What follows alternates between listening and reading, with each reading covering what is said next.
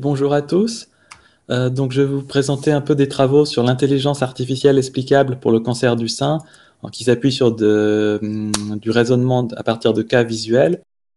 Et avant cela, je vais peut-être me présenter un peu en quelques mots et quelques diapos. Donc, je m'appelle Jean-Baptiste Lamy et en fait, j'ai un parcours un peu particulier puisque j'ai commencé à faire des études de pharmacie et puis je me voyais pas vraiment pharmacien dans une officine, donc j'ai continué en faisant de la recherche et puis tant qu'à faire, j'ai changé un petit peu de discipline aussi en faisant de l'informatique. Et donc finalement, maintenant, je suis chercheur en informatique médicale et avec des thématiques de recherche qui vont donc tourner autour de l'informatique médicale et notamment tout ce qui touche aux médicaments et aux traitements, c'est un reste de la pharmacie et ce qui touche autour de l'aide à la décision thérapeutique. Donc il s'agit d'aider les cliniciens à prendre des décisions sur les traitements. Et pour cela, l'idée, c'est d'appliquer un peu deux méthodes. Nous avons d'une part l'intelligence artificielle, avec les deux grands courants de l'intelligence artificielle qui existent aujourd'hui. Nous avons le courant symbolique, avec tout ce qui est ontologie formelle, représentation des connaissances, et le courant numérique, avec tout ce qui est apprentissage machine. Et l'autre partie, l'autre volet dans les méthodes, c'est la visualisation. C'est quelque chose d'un peu plus original, mais qui, de mon point de vue, est assez complémentaire finalement de l'IA. Entre autres, en matière de visualisation, j'ai travaillé depuis des années sur un langage d'icônes pour représenter les concepts médicaux. Par exemple, représenter maladie cardiaque avec une icône avec un cœur et puis un carré qui signifie maladie. Ensuite, on peut faire d'autres icônes, une icône avec un rein et une flèche vers le bas pour représenter insuffisance rénale, etc. Et avec une grammaire combinatoire et un nombre relativement restreint d'une centaine, 150 pictogrammes, on arrive à faire plus de 3000 icônes pertinentes. Et donc ensuite, ce sont des travaux qui peuvent être utilisés donc pour représenter des dossiers patients avec une application ici récente sur le suivi de la drépanocytose au Sénégal. Il y a eu aussi des applications pour naviguer dans les terminologies médicales et faciliter l'aide au codage et pour consulter les connaissances médicales. Un autre élément aussi sur lequel j'ai travaillé en termes de visualisation, et c'est quelque chose qui reviendra tout à l'heure sur le cancer du sein, c'est la visualisation d'ensemble. Donc c'est quelque chose d'un peu théorique d'un point de vue informatique, c'est l'idée de savoir comment visualiser un jeu de données qui est composé d'une série d'éléments et puis d'une série d'ensembles qui contiennent un ou plusieurs de ces éléments. Un jeu de données assez simple qui est très souvent utilisé un peu comme exemple jouet, ce sont les propriétés des acides aminés. Donc les acides aminés, pour ceux qui n'ont peut-être pas de très bonnes connaissances en biologie, il y a une vingtaine d'acides aminés qui sont représentés ici par des codes à une lettre. A, c'est alanine, P, proline, etc. Et ensuite, on a une dizaine d'ensembles, de sous-ensembles de ces acides aminés. Par exemple, ceux qui ont une petite taille ici en vert. Parmi ceux qui ont une petite taille, il y a ceux qui sont minuscules, donc qui sont très petits. Ensuite, nous avons par exemple ceux qui sont polaires, c'est-à-dire qui sont chargés électriquement. Parmi les polaires, nous avons ceux qui ont une charge complète négative, ceux qui ont une charge complète positive, etc. Nous avons aussi ceux qui ont certaines particularités structurales, comme un cycle aromatique qui est représenté ici. Et donc ces propriétés, en fait, en biologie, sont souvent représentées par le diagramme de Venn qui est ici, qu'on trouve notamment, par exemple, sur Wikipédia. Donc le diagramme de Venn, il est là. On peut aussi représenter ces propriétés à l'aide d'un graphe. C'est le graphe que vous avez ici à droite. Alors le graphe est absolument illisible, mais c'est une manière de visualiser les choses. Et donc dans mes travaux, j'ai mis au point en fait une nouvelle méthode que j'ai appelée les boîtes arc-en-ciel pour représenter ce type de données. C'est ce que vous voyez en bas. Donc ici, les éléments figurent en colonne. Donc les lettres correspondent aux acides aminés. Et ensuite, les ensembles sont représentés par des boîtes rectangulaires. Par exemple, la boîte rectangulaire négative ici couvre la colonne E et D, ce qui signifie que les acides aminés E et D sont négatifs. La boîte minuscule couvre S, A, G, C, donc les acides aminés S, A, G et C sont minuscules, etc. Et donc il y a ensuite un algorithme d'optimisation combinatoire qui va essayer d'ordonner les colonnes, puisque là nous avons 20 colonnes, et pour que la visualisation soit lisible, il faut mettre côte à côte les acides aminés qui partagent les mêmes propriétés. Et c'est un problème qui, comme ça, quand on voit la visualisation, a l'air facile, mais en fait, quand on a 20 colonnes à ordonner, il y a de l'ordre de 10 puissance 18 ordres possibles, donc on ne peut pas les tester tous, c'est en fait un espace de solution qui est absolument énorme, et donc il faut des algorithmes d'optimisation assez complexes pour arriver à résoudre ce problème. Et donc lorsqu'on ne peut pas mettre côte à côte tous les acides aminés qui ont les mêmes propriétés, parce qu'on n'a pas forcément un ordre parfait, on est obligé d'avoir des trous dans les boîtes. Ici, la boîte polaire en bas, vous voyez, possède 3 trous, donc en fait elle est composée de 4 morceaux qui sont rassemblés par des petits tirets. Donc ça, c'est une technique de visualisation et après, c'est quelque chose qu'on peut appliquer sur des données médicales. Le premier exemple sur lequel j'ai appliqué ça, ce sont les propriétés des médicaments. Donc ici, nous avons 8 médicaments qui correspondent aux colonnes, Vitaros, Muse, etc. Alors là, ça fait toujours un peu rigoler les gens, mais bon, c'est des médicaments c'est le Viagra, puis des médicaments similaires. Alors quand on a travaillé avec les cliniciens, ils nous ont proposé ça comme nouveaux médicaments, donc on a fait avec. Et donc, dans les boîtes qui sont ici, nous avons les contre-indications de ces médicaments.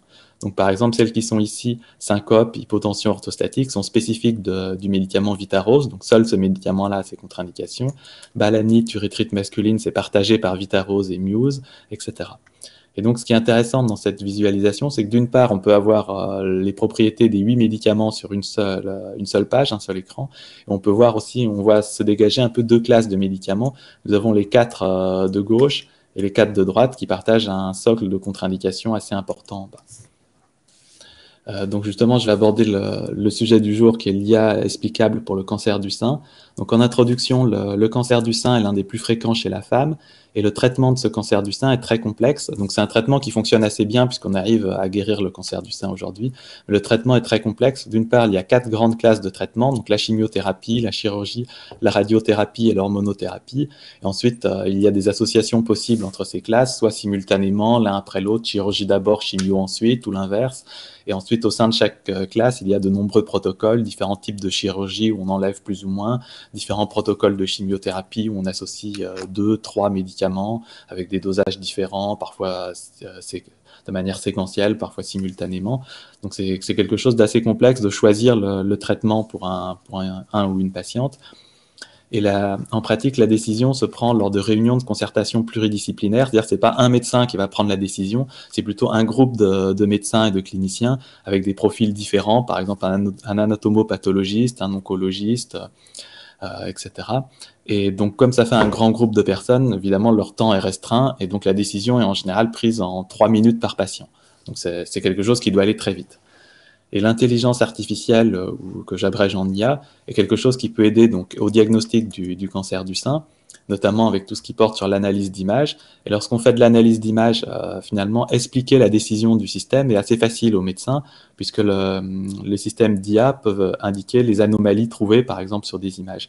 Ici, à droite, vous avez une mammographie, et on peut identifier les anomalies qui ont été détectées par un ordinateur. Donc ici, vous avez une anomalie suspecte qui fait qu'on peut penser que l'ordinateur pense, entre guillemets, qu'il y a un cancer du sein.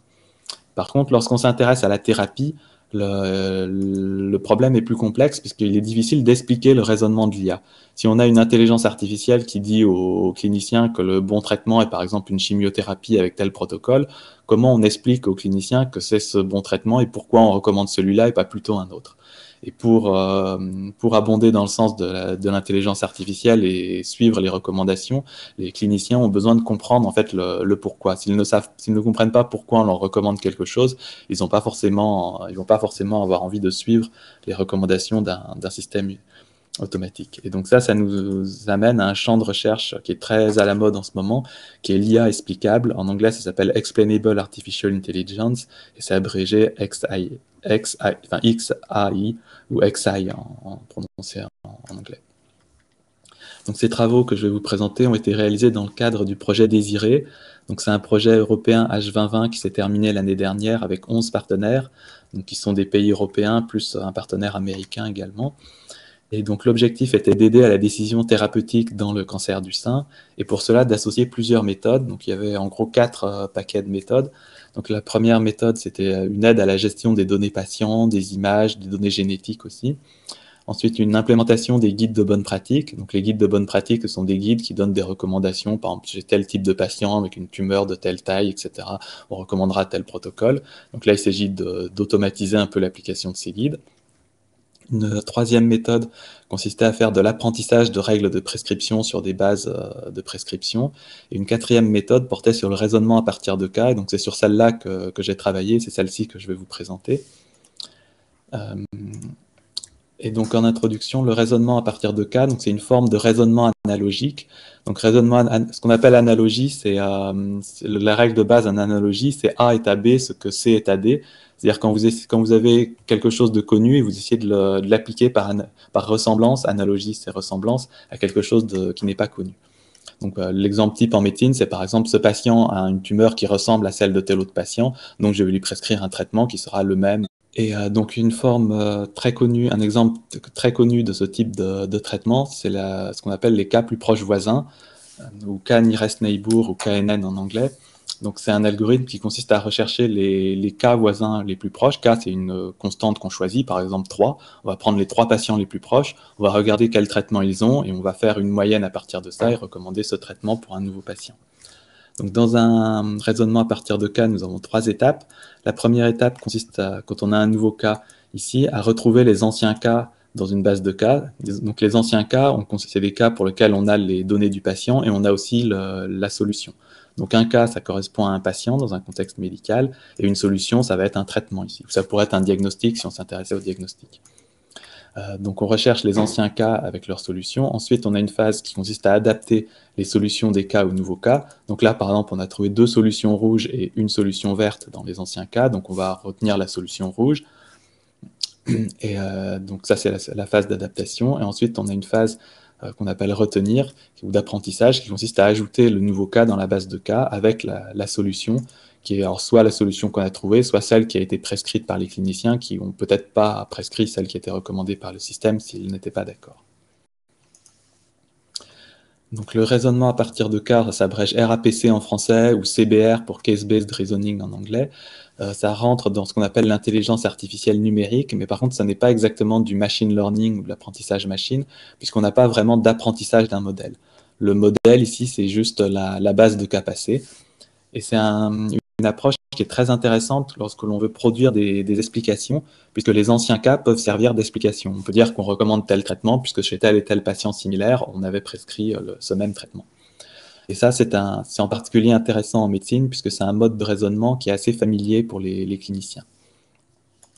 Et donc une explication pourrait consister en la présentation de 5 à 50 cas similaires. Le problème, c'est que même 5 dossiers patients de cancérologie représentent un volume de données qui est très important. Et donc pour permettre d'accéder à ce volume de données, une solution est d'utiliser la visualisation d'informations pour présenter les cas similaires et en quoi ils sont similaires au nouveau patient, qu'est-ce qu'ils partagent avec le nouveau patient. Donc ça, c'est une image pour vous montrer un peu la différence entre des explications visuelles que vous avez ici à gauche, visuelles que vous avez ici à droite, et textuelles que vous avez à gauche. C'est un logiciel de cartographie, là j'ai pris OpenStreetMap. Je pense que vous connaissez tous ce type de logiciel. Et lorsque vous avez des explications, finalement, c'est souvent beaucoup plus simple de suivre le plan que vous avez à droite, plutôt que d'essayer de suivre l'itinéraire qui est à gauche. Et en particulier, si on s'est perdu, qu'on s'est écarté du chemin, c'est beaucoup plus facile de retrouver le bon chemin sur la carte que sur les instructions de l'itinéraire. D'où l'idée de faire des explications visuelles. Donc dans l'état de l'art, ce qu'on trouve le plus souvent, ce sont des visualisations sous forme de nuages de points. Donc on représente ici, chaque point correspond à un patient, et vous avez 2 classes. Alors les rouges, ça doit être les patients malades, les verts, ce sont les patients sains. Et ici, en bleu, nous avons le nouveau patient, donc on voit qu'il se place au niveau du noyau de patient vert, donc on peut en déduire que ça va être un patient non malade. Mais par contre, ce qui est limité dans cette visualisation, c'est qu'on n'explique pas en quoi les patients sont similaires. Est-ce que le patient ici, qu'on a considéré comme sain, est-ce qu'il est considéré comme sain à cause de son âge, à cause de son sexe, de sa taille, de son poids? On n'a aucune explication un peu qualitative. Donc l'objectif de ce travail était de proposer une méthode visuellement explicable pour le raisonnement à partir de cas et de l'appliquer au traitement du cancer du sein. Et donc pour cela, l'architecture qui a été proposée s'appuie sur une base de données relationnelles pour la base de cas. Nous avons utilisé le standard HL7 Fire pour communiquer avec la plateforme clinique. Et donc le système comprend en fait 2 parties, un moteur de raisonnement à partir de cas pour extraire et rechercher les cas similaires qui s'appuie sur JColibri, qui est un logiciel libre, et une interface pour visualiser les similarités que je vais vous présenter par la suite, qui a été développée spécialement pour le projet. Donc l'architecture permet aussi un système avec 2 circuits possibles, soit un raisonnement purement visuel, où on effectue en fait l'adaptation de manière visuelle, soit une approche automatique où on a une réponse, une recommandation directe. Et si on veut une explication sur cette recommandation fournie automatiquement, on peut utiliser le raisonnement visuel pour avoir l'explication. Et donc cette explication visuelle va s'appuyer en fait sur deux parties. Nous aurons une approche quantitative qui montre des similarités sous forme de distance à l'aide d'un nuage de points, un peu comme je l'ai présenté tout à l'heure, c'est celle-ci, et une approche qualitative qui va plutôt chercher à visualiser des caractéristiques communes plus qualitatives. Donc la première étape dans le raisonnement à partir de cas, c'est de définir des distances pour rechercher les cas les plus proches. Quand on a la base de cas et notre nouveau cas, on veut chercher les cas les plus proches du nouveau cas. Et donc pour ça, on a plusieurs types de distances en fonction des différents paramètres. Nous avons les distances euclidiennes, c'est un peu la définition classique de la distance entre deux points. Par exemple, c'est deux points dans un plan et que vous calculez la distance, en général, c'est la distance euclidienne qu'on utilise. Ça, c'est la formule générale. C'est une distance qui fonctionne bien pour tout ce qui est numérique, par exemple l'âge du patient, la taille de la tumeur. Par contre, dès qu'on a des choses plus qualitatives, comme des attributs catégoriels ou booléens, tels que des localisations de tumeurs, des stades de tumeurs, des classifications TNM, c'est une classification de tumeurs, ça fonctionne assez mal.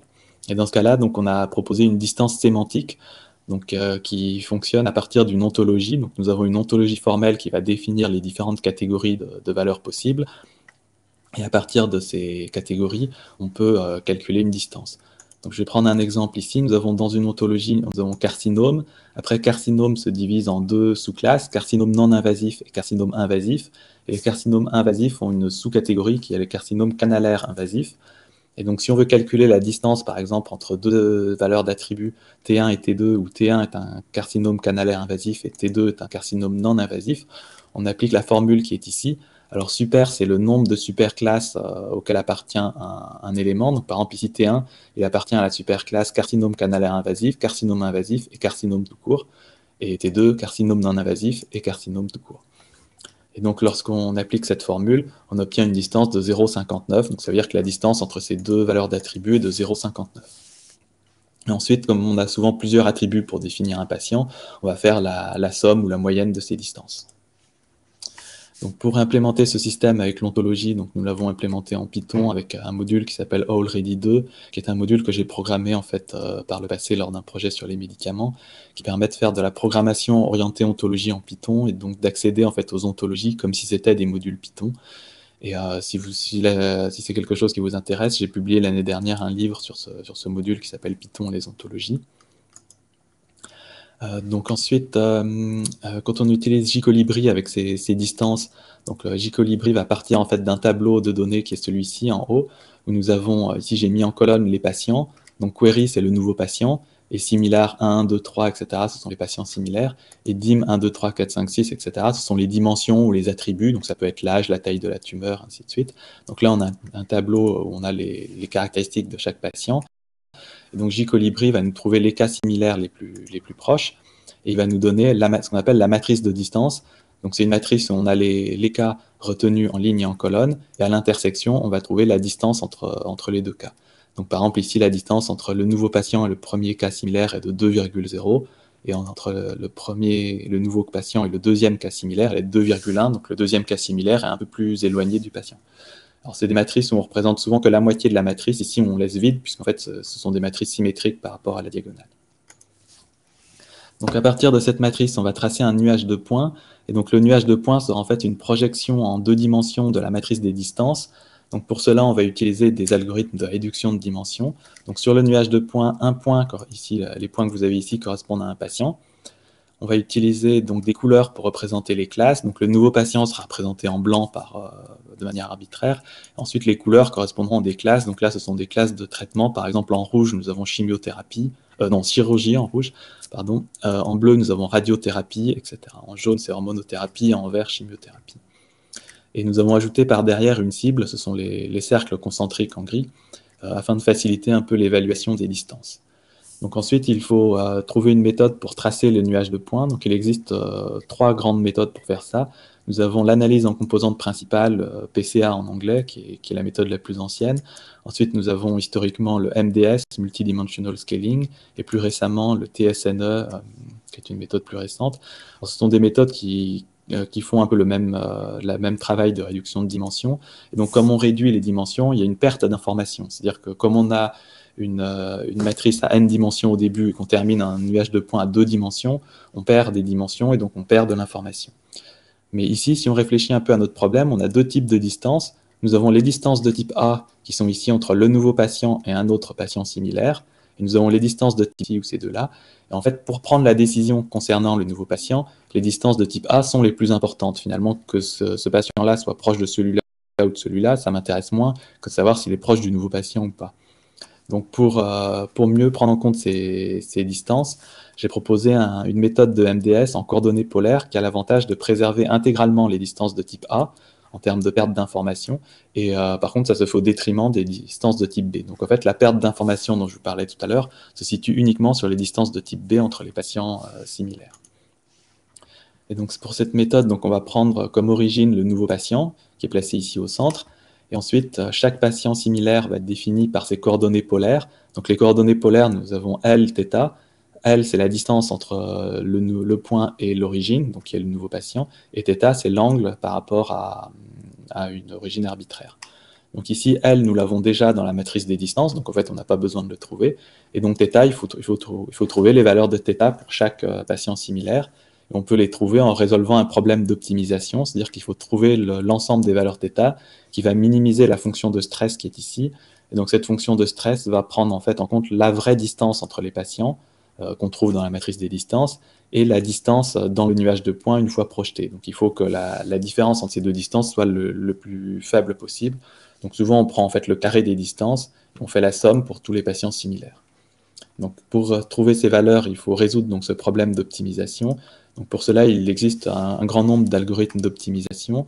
Moi, j'en ai utilisé un que j'ai inventé en fait en observant des pigeons. Bon, je vais peut-être pas rentrer trop dans le détail parce que ça nous emmènerait un peu loin. Je vois le temps qui tourne, mais c'est un algorithme d'optimisation qui peut résoudre ce genre de problème et trouver les valeurs optimales pour les valeurs de θ. Donc ensuite, le deuxième volet, c'est de visualiser les similarités qualitatives. Donc pour cela, nous allons réutiliser les boîtes arc-en-ciel dont je vous parlais tout à l'heure. Cette fois-ci, donc en éléments, nous allons avoir les patients, donc le nouveau patient ou les patients similaires, et les ensembles correspondront à des caractéristiques partagées. Par exemple, nous aurons l'ensemble des patients dont l'âge est supérieur à une certaine valeur, par exemple 60, l'ensemble des patients qui ont une taille de tumeur inférieure à 4 cm, etc. Donc si on part du tableau de données qu'on avait initialement ici avec les patients en colonne et les attributs en colonne et les patients les patients en colonne et les attributs en ligne. Donc on va d'abord retenir les deux classes majoritaires pour simplifier un petit peu la visualisation. Donc ici nous avons chirurgie en rouge et radiothérapie en bleu. Ensuite, nous allons ordonner les colonnes par similarité, comme on avait fait tout à l'heure sur les propriétés des acides aminés. Alors j'ai réutilisé l'algorithme inspiré des pigeons à Artificial Feeding Board pour faire cela, c'est de nouveau un problème d'optimisation.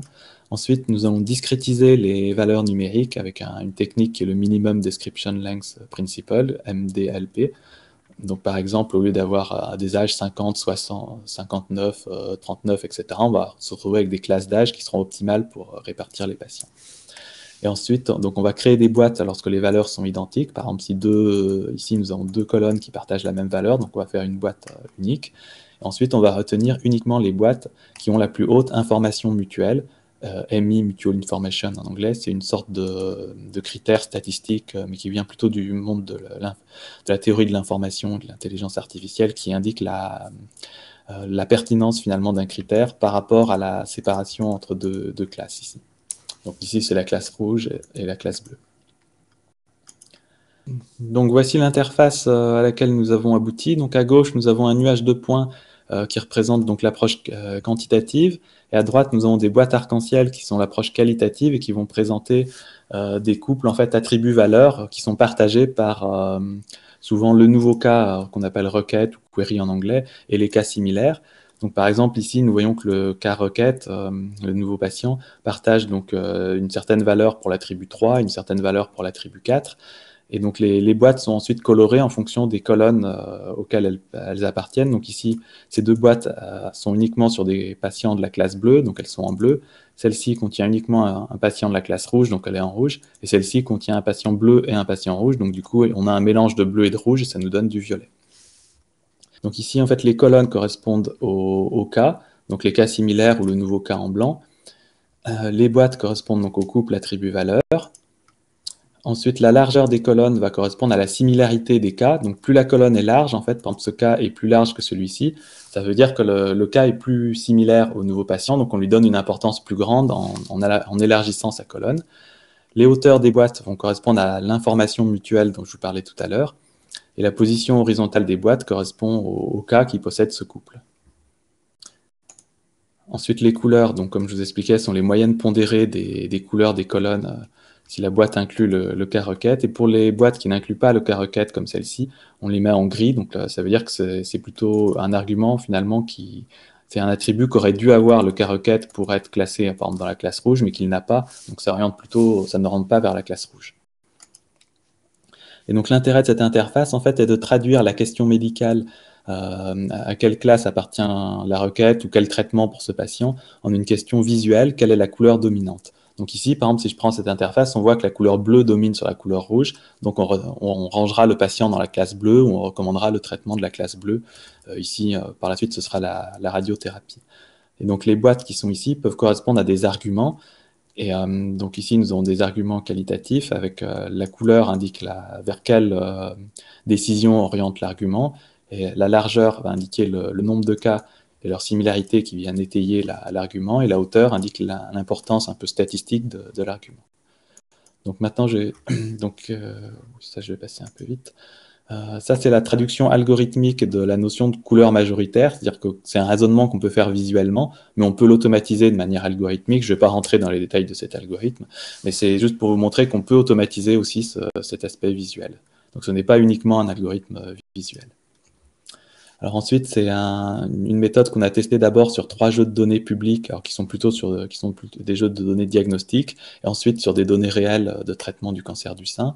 Donc les jeux de données diagnostiques, donc ça nous a donné les résultats suivants.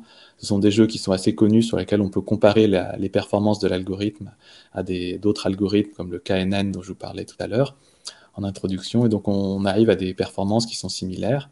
Par contre, on a une explicabilité qui est meilleure, puisque dans le KNN, on peut au mieux expliquer par un nuage de points, mais on n'a pas l'explication des boîtes arc-en-ciel. Maintenant, je vais vous présenter des données réelles sur des données patients anonymisées. Donc ici, par exemple, nous avons un nouveau patient qui a le code 134, et donc nous voyons que les deux classes majoritaires sont chimiothérapie et radiothérapie. Ici, nous avons aussi des cas de chirurgie. Donc ce nouveau patient, on voit qu'il est très proche d'un patient traité en chimiothérapie. Mais par contre, sur les boîtes arc-en-ciel, on voit qu'ils partagent plutôt des caractéristiques bleues ici, donc partagées avec les patients de radiothérapie, notamment le nombre de nœuds métastatiques et puis des caractéristiques familiales, entre autres. Ensuite, donc là, on recommanderait plutôt sur la base de cette interface le traitement bleu, mais si le clinicien juge que le nombre de nœuds métastatiques, par exemple, n'est pas un bon argument pour choisir le traitement, il peut éventuellement faire un choix différent et peut-être prescrire une chimiothérapie. Donc c'est ça qui est intéressant, c'est de pouvoir expliquer au clinicien sur quels critères on se base, et ensuite le clinicien se décide ou pas en fonction de cela. Voici un autre exemple ici. Donc là, on a 2 classes principales qui sont chimiothérapie en vert et chirurgie en rouge. Et donc on voit qu'on a plutôt une dominante verte avec plus de patients en vert et également des boîtes plus de couleur verte, notamment la taille de la tumeur qui semble assez élevée, supérieure à 20, qui oriente donc assez largement vers la classe verte. Et sur le nuage de points, on voit que tous les patients rouges sont d'un même côté, donc ça semblerait dire que le nouveau patient semble plutôt dans un paquet ici de patients verts. Donc on aurait plutôt envie de prescrire une chimiothérapie. Donc ensuite, ça c'est la première version de l'interface. Ensuite, nous avons développé une version hiérarchique. Donc nous avons dit qu'il y avait 4 grandes classes de traitement, mais il existe de nombreux protocoles et variantes au sein de chaque classe, par exemple plusieurs types de chirurgie, etc. Donc pour cela, nous avons développé une approche hiérarchique pour cette interface. Donc l'approche hiérarchique se présente comme ceci. Ici, nous avons l'interface habituelle. Et en dessous, nous avons ajouté 2 boutons donc, qui permettent de choisir. Donc, soit on choisit la chirurgie en cliquant sur le bouton de gauche, soit l'oncologie ou chimiothérapie en cliquant sur le bouton de droite. Et ensuite, on va comparer les différentes chirurgies ou les différents protocoles de chimiothérapie. Donc là, on est plutôt sur quelque chose qui oriente vers de l'oncologie, de la chimiothérapie, puisqu'on a une couleur verte dominante. Donc, on va cliquer sur Compare oncologie. Et ensuite, on a donc ici 2 protocoles de chimiothérapie qui sont les 2 protocoles majoritaires parmi les cas similaires, donc avec vous voyez, des listes de traitements. Et donc là, on aurait plutôt un critère ici sur la taille de la tumeur à la mammographie qui orienterait vers le cyclophosphamide, doxorubicine, paclitaxel, trastuzumab, standard de thérapie. Voilà, donc en quelques mots de discussion, donc on a finalement des performances qui sont équivalentes aux algorithmes classiques type KNN, qui sont utilisés en raisonnement à partir de cas, mais avec une explicabilité qui est meilleure. Et cette explicabilité par les boîtes arc-en-ciel s'appuie en fait sur des similarités locales, puisque lorsqu'on recherche des similarités, on les recherche parmi les cas similaires. Donc les similarités que l'on trouve, par exemple tout à l'heure quand on disait qu'une taille de tumeur élevée orientée vers une chimiothérapie, je crois, c'est une similarité locale qui est valable pour ce patient, mais qui ne sera pas forcément valable pour des patients très différents, par exemple qui ont un âge très différent ou un type de tumeur très différent. Et donc, des travaux récents en IA, notamment publiés par Zapcar, vont dans le sens justement de rechercher des similarités locales autour du cas qui nous intéresse. Et pour cela, la visualisation d'ensemble est quelque chose qui paraît assez prometteur pour l'explicabilité des systèmes d'IA. Les limites du système proposé est qu'il nécessite une formation des médecins. Et les traitements recommandés correspondent à une autre limite qui est très fréquente en intelligence artificielle, notamment tout le courant numérique et l'apprentissage machine, c'est que les traitements recommandés vont correspondre à ceux qui ont été prescrits dans le passé, mais rien ne garantit que dans le passé, on avait prescrit les bons traitements, en fait. Donc, quand on represcrit les traitements recommandés chez les patients similaires, rien ne garantit que les patients similaires ont été bien traités. Peut-être qu'ils ont été mal traités et que comme on reproduit la même chose, on va prescrire un mauvais traitement. Donc pour ça, il faut s'assurer que ce sont bien des experts qui ont fait de bonnes prescriptions dans le passé. Et donc les perspectives de ce travail, c'est donc la validation et l'évaluation clinique, l'extension à d'autres méthodes d'IA comme le deep learning ou le boosting, et l'adaptation à d'autres domaines médicaux. Quelques mots sur l'évaluation, puisqu'on a commencé à réaliser une évaluation auprès de 11 cliniciens. Donc, ils ont jugé cette approche très utile, notamment pour les cas complexes, ceux pour lesquels, en fait, ils ne savent pas du tout quoi faire et ils sont un peu perdus. Et donc, reproduire ce qui a été fait dans le passé, c'est peut-être pas parfait, mais c'est en tout cas un moindre mal et c'est mieux que d'avoir aucune idée. En particulier, quand il y a des recommandations claires dans les guides de bonne pratique, c'est assez facile de les suivre. Et finalement, les médecins n'ont pas forcément besoin de ce type d'outils. Par contre, pour les patients qui ne rentrent pas dans les catégories des guides de bonne pratique, souvent les cliniciens sont un peu perdus. Et c'est là où ils ont besoin de ce type d'outils. Un des problèmes rencontrés, c'est que les patients similaires retrouvés étaient parfois assez éloignés du nouveau patient du point de vue du clinicien. Et cela s'explique sans doute par le manque de cas dans la base, puisqu'il faut un certain temps pour remplir la base de cas. On est monté jusqu'à de l'ordre de 500 cas, mais peut-être qu'il en faudrait davantage. On a mesuré notamment l'utilisabilité perçue qui s'évalue donc de 1 à 5 ici, 1 étant absolument inutile et 5 très utile. Et donc selon les cliniciens, ça allait de 2,5 à 5 avec une moyenne de 3,7, ce qui est un résultat qui est plutôt bon. Donc une des perspectives qui a été à la suite un peu de ce travail, ça a été l'application à la prescription en antibiothérapie, où on retrouve ici, vous voyez, des boîtes arc-en-ciel, avec cette fois-ci en colonne des médicaments, et dans les boîtes, les propriétés de ces médicaments, avec des propriétés en vert lorsque ce sont des propriétés positives, par exemple un traitement qui est pratique à prendre avec un protocole facile à prendre. En antibiothérapie, un protocole facile à prendre, c'est un seul comprimé, et puis voilà. Et inversement, des boîtes ici en orange, que ce sont par exemple des effets indésirables fréquents, des choses qui vont gêner le traitement. Et voilà, je vous remercie pour votre attention. Et si vous avez des questions, je suis prêt à y répondre.